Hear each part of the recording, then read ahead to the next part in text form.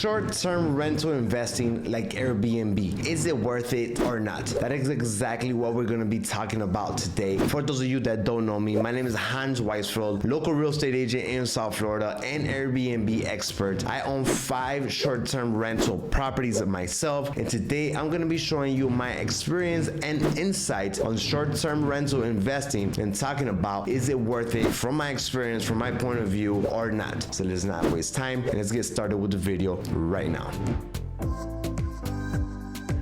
And for those of you that haven't yet subscribed to the channel, please make sure you hit the subscribe button. Every single week I come out with videos talking about Miami, Florida, and the real estate market. So let's talk about the short-term rental. We're gonna be talking about, is it really worth it? Is it really worth all the extra hassle, all the extra work, decorating, furnishing the unit, managing the unit, taking care of the unit, even if you don't manage it? So let's start with the first thing. Are you going to be paying cash or are you going to be financing? If you're going to be paying cash, it's a lot easier to own a short-term rental vacation home because you don't really have that stress or the worry about making payments, right? Making mortgage payments. You have higher insurance, mortgage insurance if you paid in a lower down payment, right? So you have a lot more responsibilities and you need to make up for that every single month, plus whatever else if you're gonna be, paying someone to manage it for you and everything else that comes from owning a short-term rental. So again, in my experience, and I own my 5 properties with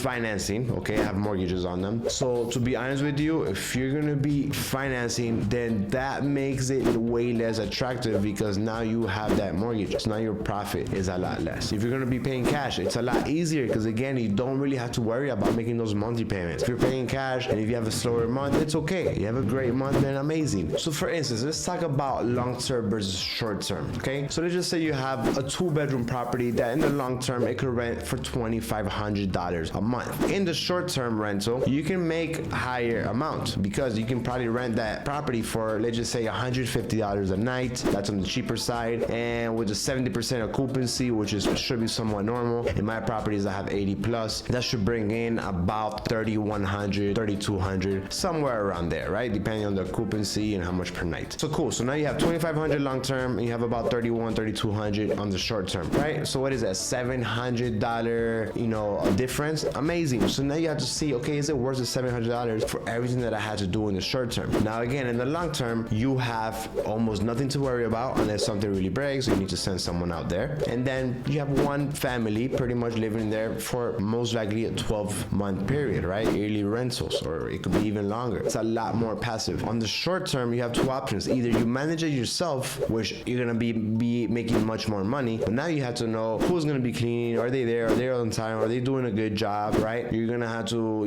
do maintenance on the property. You're gonna have to, guest complaints, guests want more things. They found this, they found that. I have a team that helps me with my Airbnbs, but every so often I do go into the messages or I am aware of pretty much everything that's going on, and it's a lot of work. It's a lot of complaints. I mean, you're pretty much having a hotel. So maybe that $3,200 you need to discount. So if you're going to not be managing the Airbnb property and paying a company to manage it for you, you need to think about a 20 to 25%, even 30%, depending on the management fee. So now you have a management company, this can significantly cut your profit. So 25% on that $3,200 is approximately $2,200, $2,300 that you're gonna be left with. So now you went from a $2,500 long-term rental to a $2,200 short-term rental after expenses and after having all of these headaches. Because even though you're gonna have a management company helping you, you're still want to be aware of what's going on, or you still need to approve things that need to be fixed. So again, if you're going to be paying cash and managing yourself, then great. If you need to pay a mortgage and pay a management company, there's going to be really no profit. So again, it's going to really depend what you're looking for into this rental property. I think that a lot of my clients that do buy short-term rental, they don't really care about making a profit, right? Maybe they do get a mortgage and it just pays on its own. They don't really care about making a profit. They don't really care if some months are negative. Easy. Something also very important is there going to be be a condo or a single family home. Because if it's going to be a single family home, now we have roof, plumbing, electrical, we have landscaping, we have outside maintenance. So if you have a single family home or a multi-family, there's a lot more work. If you have a condo or an apartment, much easier. Okay, so it's also going to depend what type of property you will have. So in conclusion, if you are looking to purchase a property for short-term rentals, in my opinion, after owning 5 Airbnb properties for approximately 2 years, it is not worth it. I'm already in it and I am looking to scale because I already have a team. I already do this on a daily basis. I work as a real estate professional, so for me it is a little bit easier. I'm also providing employment to the cleaning company, all of their people, the management crew, my assistants, to the landscaping, to the handymans that go, everyone that goes to the property. So sometimes I think about it, I'm like, yeah, I could possibly make about the same amount of money, have a little bit less headaches, a little bit less worrisome. However, there's so much people involved in my business. So in my point of view, or in my case, I don't want to cut the, all the employments and all the income coming into all these people. But again, on the normal, maybe you're not into the, real estate market every single day. Maybe you have a full-time job. Maybe you're into other things. So you really need to consider your lifestyle, how much time you have, because it is almost a full-time job. It is much, much better to go invest in a long-term rental. You know how much money you're going to be paid, and just make it as passive as possible. Especially when I did the math, knowing that there's not that much difference in math, but there's a lot more difference into the headaches, into the work, into the time, and all of that. I don't think it's worth it. So this is my opinion in 2024, especially when the rent prices have gone up significantly and the short-term rentals, so there's a lot more offer. I started to see that the long-term is now worth it much more than the short-term. I really hope this video has helped you. If you are looking to invest in a property here in South Florida, make sure you reach out to my team and I will be more than happy to help you get you settled down here and help you with an investment property. You have all my contact information down below in the description. It'll be my pleasure and my honor to schedule a one-on-one Zoom call with you. Make sure you subscribe to the channel and I see you in the next video. Thank you so much for watching.